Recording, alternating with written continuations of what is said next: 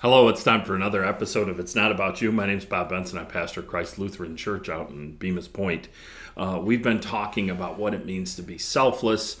I'm going to go back to a basic definition of selflessness. Selflessness literally means placing less importance on yourself and more importance on others.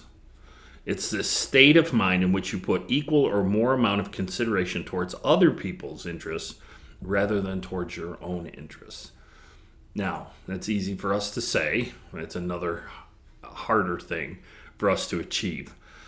Selfless people recognize the needs and feelings of others and try and show kindness in their actions and their attitudes. Selfless people are often described as generous, kind, patient, and respectful. If you've ever had anybody say that you're a selfless person, you would consider it a compliment. Many great people throughout our history has been described as selfless. A couple people come to mind: Mother Teresa, Martin Luther King Jr.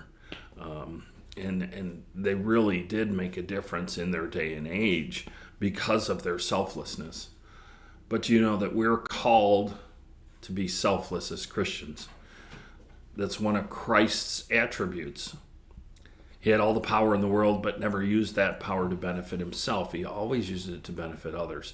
As a matter of fact, when he's tempted by Satan in the wilderness, all of those temptations were temptations to focus on himself rather than the mission that he was sent for. And I think that's the downfall of a lot of Christians today.